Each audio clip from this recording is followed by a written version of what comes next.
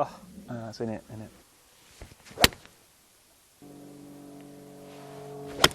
Oh, that's not a good swing.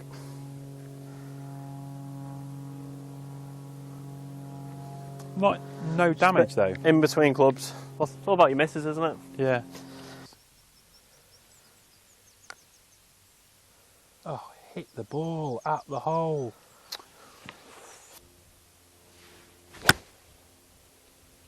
Golf.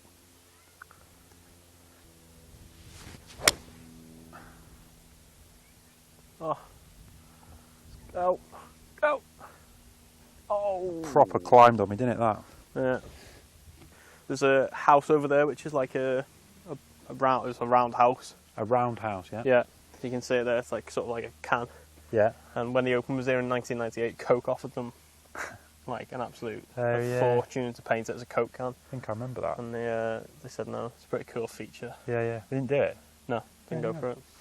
No. Please place rake in centre of the bunker.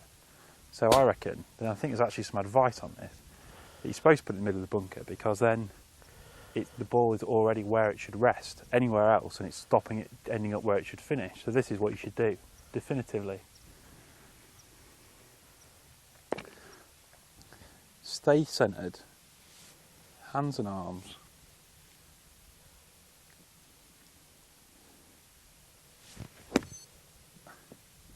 I'll run out. Two chicken. Right edge, bit of pace. We know how to grip it now. Can't see how I can possibly miss this really.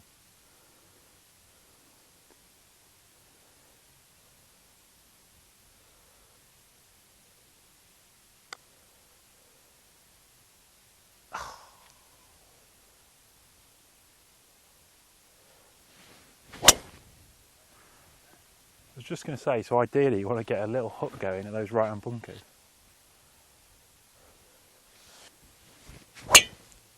Oh, that is golf, isn't it? At this. Hook. That is golf at its best. Hook! Oh, you've well done me there. Lovely shot. Oh, look at it go. I know. Look at that funkiness.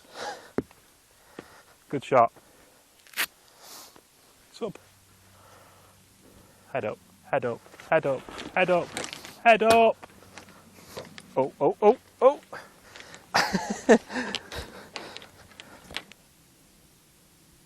Oh. This is to stay alive then? Yep. This is to stay alive. Dragged it. Could have been much worse, couldn't it? What's the score on the back? So we're on the 16th. Great closing stretch at Birkdale. We've just played the par 5 15th where our match has ended. Mark's seen me off 4 and 3 and is 1 up on the back 9. So I've got a lot to play for, but this hole's got a little story to tell. There's a plaque here commemorating Gon. Arnold Palmer. What did he do? In the 1961 Open Championship, he was down the right-hand side. And he's obviously hit one right off the tee and he's hacked it pretty much out of what I'd probably class as a bush. Well, a lot of people class as a bush, but it's probably hacked is the right word for it. Onto the green, led to a birdie 3 and went on to win that year. So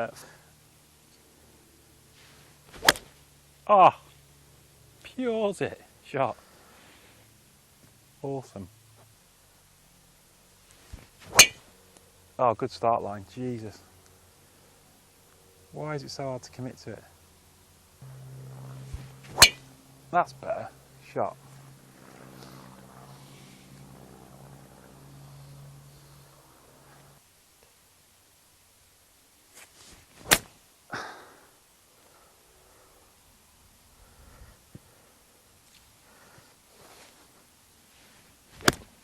Oh.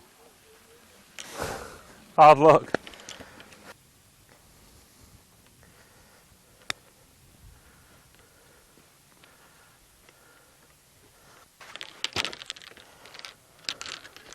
There's no way you could have got a wedge inside that. It's basically exactly where you said to pitch it.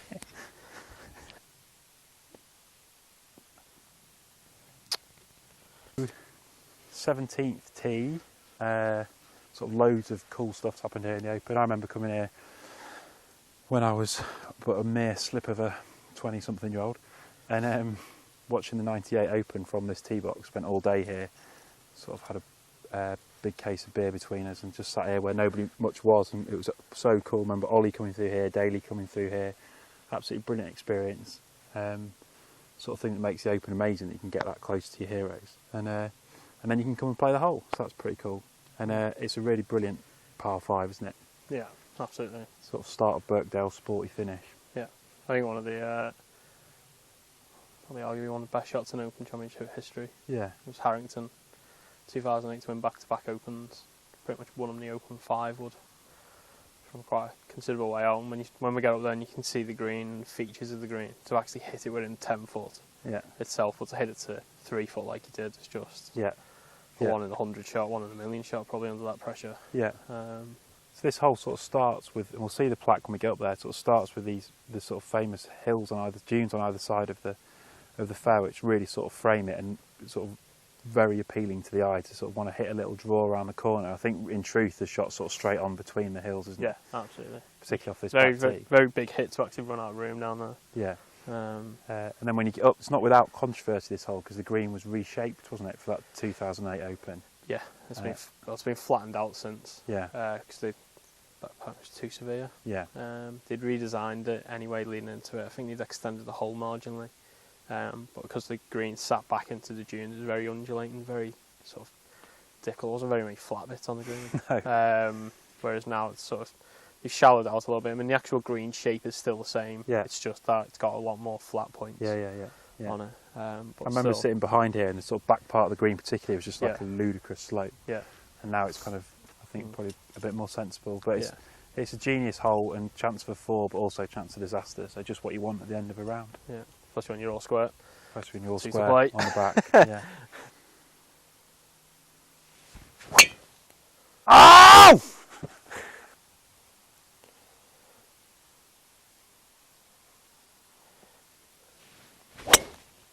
Oh, you've done the same. No, it's coming, is it? Yeah. Sounded awesome, didn't it? We are about at the spot where Harrington hit his famous 5 wood on his way to victory in 2008 Open. Just waiting for the green to clear, probably rather ambitiously, but just having a chat about how easy it is to come and play some of these great venues. Sort of said before that one of the most amazing things about golf to me is that you can watch your heroes on TV and you can watch them at these great venues, and then you can go and play these great venues. Yes, it's costly, but it's like once in a lifetime stuff. And I know for me that like coming to a venue like this is like proper nerve-wracking because you worry that you'll never be back. But it's like you can come and do it, and you can come and see how difficult these great courses are and how amazing the pros really are when they get it round in 5, 6, 7 under par. So Mark is sort of probably one of the best placed people in the country to explain how easy it is actually to get on some of these places, much easier than you think. Just so for the southerners amongst you particularly, and for those from overseas, explain where we are. We're in Southport, which is 20 or 30 miles north of Liverpool city centre. Yeah, about a 30-minute drive. Yeah, not far from Blackpool.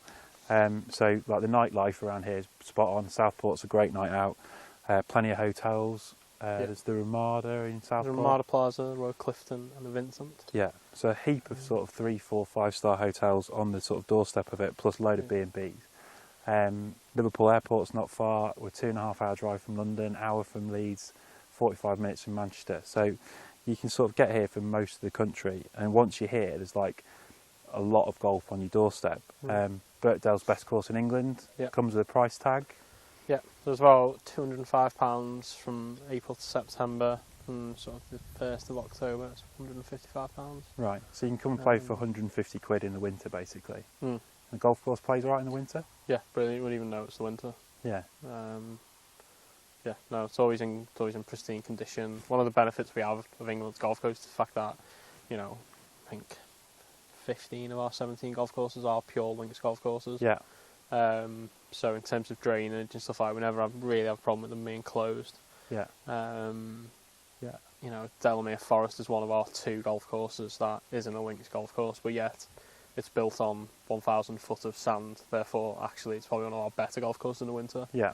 So in terms of a destination of somewhere, if people are looking to go outside of the summer months and they want to go for an October break or a November break or a March or April break, then there's not really many places better to look for in terms of going. Yeah, no, definitely. And like cost-wise, there'll be people watching this and people sort of saying that kind of money prices so many people out of the market. But at sort of 70 or 80, 90 quid for a Premier League ticket, you can come here and you can have a day's golf. Won't be a 0-0 draw. You're guaranteed to take some memories away. And lunch. And lunch. Yeah. Talk to your friends about it forever. So I just think, save up, come and have a great day out, and it's just, you can't miss really. Yeah. I mean, it's one of those as well, like sort of the packages that we offer October, November, March and April. A lot of people, they do have a bucket list that they want to go and play open championship venues and stuff like that. And, it's a question of catering for those people individually if they did want to go and do that. Yeah. Pairing it against sort of like, a Hesketh or a Wallasey or a Caldy or something like that, which actually are still really good golf courses and really good days out. Yeah. And actually it brings that price round average down. Yeah, it's not just the price either, it's the sort of brutality of the golf, isn't it? Yeah. Absolutely. You come here and get beaten up and then go and have probably a nicer day somewhere a bit more reasonable. But no, it's looking at that and trying to make it more sort of more friendly for people to come, because in the past people, like say, been really put off by that price tag. Yeah. Whereas actually what we can do now is we can sort of match it against what people want, try and make it that bit more more approachable to actually getting the idea across to your friends to some extent. Yeah, absolutely. So green's just cleared. So you can come and try this. So in 2008, Harrington won the Open here in awful weather. If you remember, it was the year that Poulter had a bit of a run at it. Harrington's second Open, was it? Yeah, he'd won at Carnoustie, and in the final round he had 272 yards from here. We reckon about here. There is no plaque. We've just done a lot of Googling, but we can't find any reference of a plaque or indeed a plaque. But we think it was about here based on some YouTube footage. So we're going to have a go at it. Mark's going to go first. Oh, great strike. Oh, Get no. off that. No. Get off it! Get a big bounce. Oh, look. Got caught between two stools, didn't you? Yeah. Oh, the right hand's in overtime. Oh, this could be good. Get around her. Get around her. Oh. Didn't even get it there. Oh. I need to sit down. Whoa. Sit! Oh. Oh.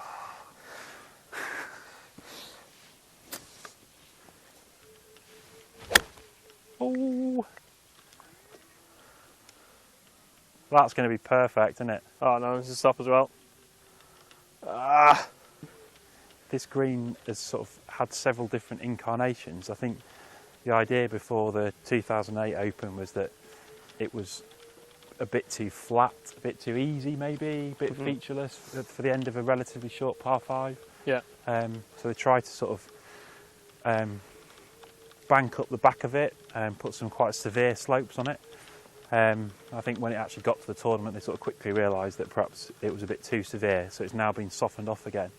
But it really does like set up really well from the fairway. Like you can sort of see this sort of natural step in the green, and it sort of sits nicely into the angle of the fairway. I think it's probably about right now, and it's quite a small target, isn't it? And going back to what you're saying before about like the second to hillside, for example. Yeah. Like the second to hillside, the 6th to hillside, even 11 and 17 to some extent. Yeah. And then you think to the likes of Formby where you've got 8 and 17. Yeah. Those are exactly the same, where you've really got to think hard about where you're leaving the golf ball for your third shot. It sort of depends on where the flag is, maybe. Yeah. Yeah. Otherwise, it's quite difficult to get that close. Yeah. Because like there, for example, if you don't really think about it, you go, I'm going to leave myself 100 yards. Well, actually, you could end up leaving yourself 130, depending on where the flag is. Yeah. Yeah. Right, take my lob wedge and my putter, because I've learned that putting is often the way. So we've got upslope in front of us, then away from us. I'm going to try and use the upslope, try and kill the ball off, get it on top and let it just feed down. What club have you got? 48, so pitch and wedge. Okay. Just coming off that down slope, it's obviously going to have a little bit less loft on it. Yeah. Try and land it in there, let it get on top, and then just let it use sort of gravity to let it just release out. A few bounces down here then, or just the one? I'm going to try and sort of land it into the hill, Okay. just because it's sort of one of those. Obviously, it might just potentially just kill it off. Yeah. But again, I think from here, anything sort of probably winning 10 foot's a pretty good shot. Yeah, it's not quite pretty, difficult, is it? isn't it? It's also not pretty with that other down slope the other side of the flag. Yeah. Yeah, let's give it a go.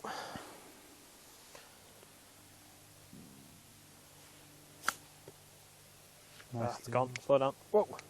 Whoa. You still got the wrong side of that sort of ridge, didn't you? Yeah. Done alright, actually. Yeah. Take that.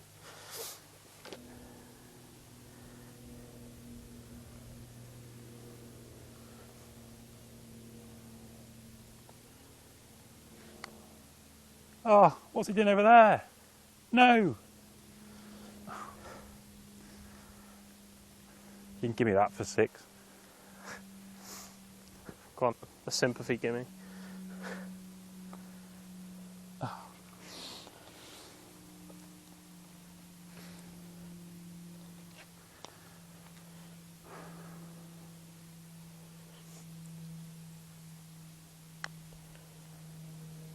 Get in. Oh. Here we are, 18th tee, we've made it. Dog right. Mark's won the match 4 on 3. Mark is stormy one up on the back 9, which is, I'm just clinging on to small things here.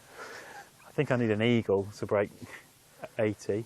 I'm still stood up, that's on the upside.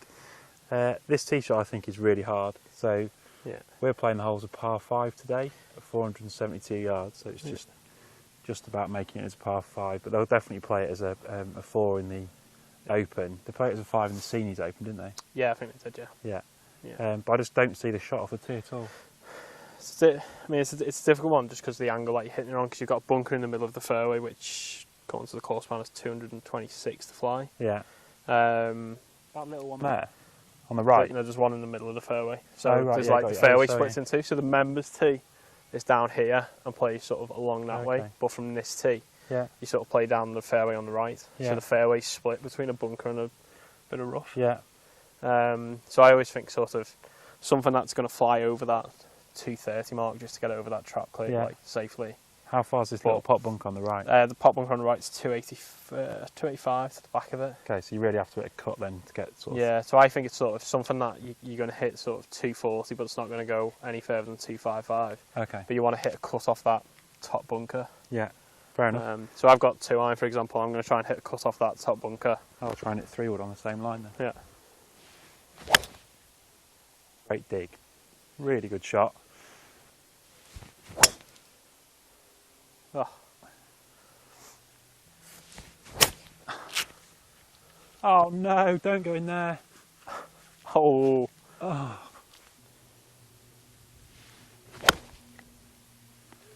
Good noise. Oh, where's the draw mark?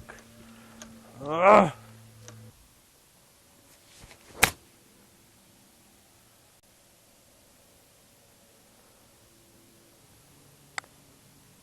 Ah, I bet it's so far out of toe. Travel. Go. We didn't do the Justin Rose. Where's the flag? I don't know if it was similar, because he holed it, didn't he?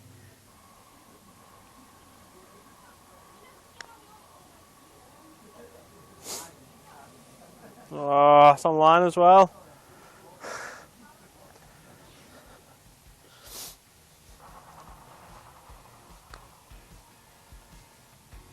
Just your classic 6. Yeah. That's how you lose an Open Championship. Well played.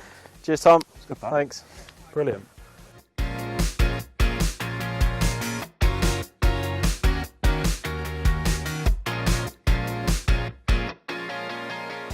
So that's it, we've done it. It's been a pretty special day really. It's the 18th green here behind us, still plenty of people out playing golf. It's just a properly good golf course. It's always ranked #1 in England, and you can probably see why today. It's like, just tests every part of your game. As Mark's been saying, as you'll have seen from the footage, like if you are aggressive off the tee and you can drive the ball long and straight, it does give you an advantage going into the greens because they all are properly undulating. But for most people it's going to be a case of sort of laying back and going into those sort of difficult greens with lots of clubs. So it's just a really hard golf course, but not unfair by any means. We've had a really nice day weather-wise today. It's been pretty still, so I can only imagine what it's like when the wind's up. but it's been brilliant playing with someone like Mark, who's probably handed my arse to me, really, in fairness to him. So he sort of plays his kind of golf day in, day out, and he's got all of the skills. So hopefully you've seen some of that come through in the film today, where we've been hitting little bump and runs around greens, different types of bunker shots, and he's had a couple of flyers out of rough. There's been sort of quite a lot of linksy kind of stuff happening today, which has been really great, and it's not something you experience every day. It's just my sort of golf. Can't wait to come back, and as we sort of said earlier, it's like more accessible than you think. It's worth saving the money to come and play somewhere like this. It's a proper treat, a proper one-off, and something that you'll remember for the rest of your life. So yeah, recommend it.